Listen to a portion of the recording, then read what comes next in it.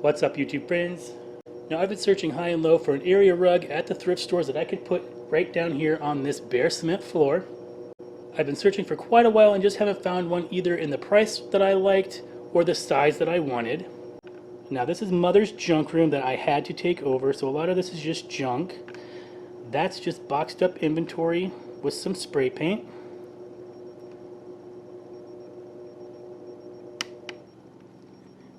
DG, I bought the same fabric as you did. If you're watching this video, and I made a little jumpsuit for myself for paint and epoxy so I don't get it all over my clothes. I thought it was funny that we got the same fabric.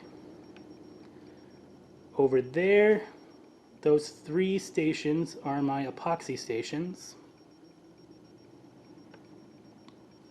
On this wall I have my light box where I take photos of my merchandise and all that stuff, as well as use those lights for my videos too sometimes. And this is my shipping center. It used to be my spray paint center, but now it's shipping.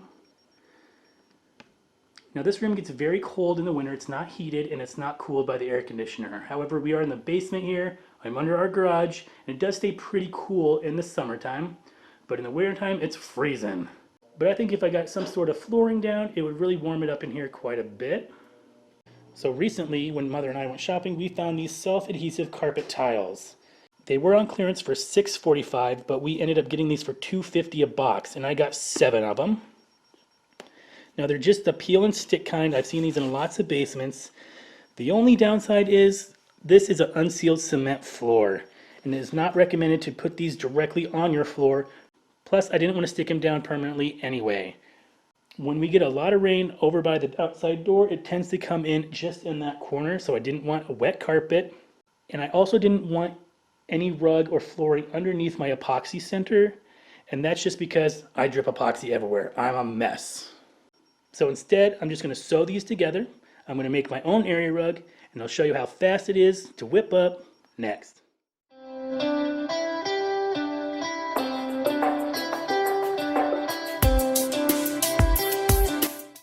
So I want my area rug to be 8 feet by 10 foot. And these just happen to be 12-foot squares, so this is going to be very easy to sew together. Now they are extremely thin.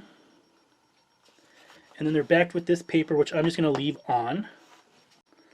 So all I'm going to do is use a zigzag stitch. Now I'm not sure how well you can see this. I guess you can see it pretty well in the camera. The grain of my fabric is going this way on this block. And then I just spun it around to go this way on the other block, and that way when it's all laid out and flat, it kind of gives you a different, like a checkerboard effect. So all I'm going to do is just butt these together with a big zigzag stitch. I'm going to back stitch at the beginning and the end, and I'm just going to sew all the way down, making sure that this seam runs through the middle of my presser foot. That way I know I'm catching both sides, and you just want to go slow. Now just to get this one to go through my sewing machine, I'm going to fold it just like that, and I'll meet you over at the sewing machine. Alright guys, so I'm over here at the sewing machine. My length is a 3 to even a 3.5. I switched it over to a zigzag stitch, and my width is at a 6. I went as wide as it could go. So I'm going to back stitch here in the beginning.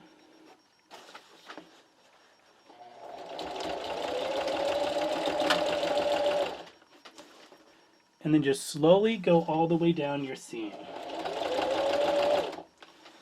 Now if you get off a little bit, that's okay. We are doing a wide seam allowance, but you just want to make sure that this seam is right in the middle of your presser foot.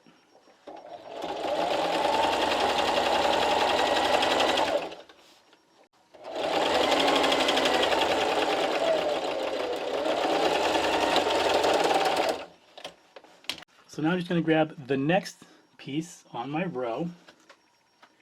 I'm going to make sure that the grain is going the opposite way of the one I just sewed on.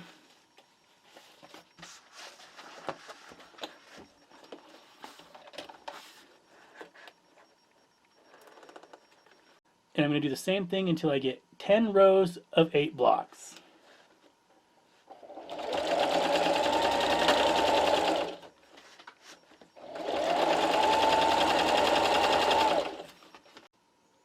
Once you have all your blocks sewed together in rows, it's time to sew those rows together.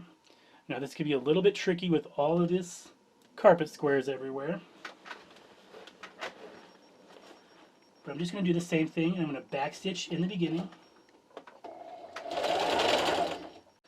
And just keep sewing.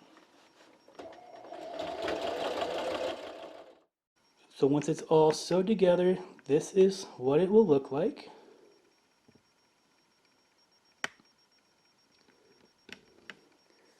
I do have a couple rows down here that I still need to sew together, but I'm going to have to move my sewing machine out into the living room just so I have more space around me. But I did have an idea about halfway through this project. I could have just used duct tape, especially for the purpose that I'm using this for. But of course it's not going to last as long as sewing them together. And if I ever wanted to reuse these and actually stick them down, it'll be very easy since the paper's still in the back. I just need to go through and cut all the threads out. I hope this experimental video gave you some inspiration. If you like this video and want to see more of my videos, go down below and hit the big red subscribe button and give this video a big thumbs up. If you have a question about this video or any of my other videos, or would just like to leave a suggestion for a future upcoming video, leave me a comment. Head on over to Etsy at Scrappy's Patch if you'd like to check out what I'm selling over there. Friend me over on Facebook if you'd like to see what kind of trouble I'm getting into, just by posting personal opinions. Check out all my other links down below if you'd like to support this channel. And as always, thanks for watching, happy experimenting, and I'll see you next time.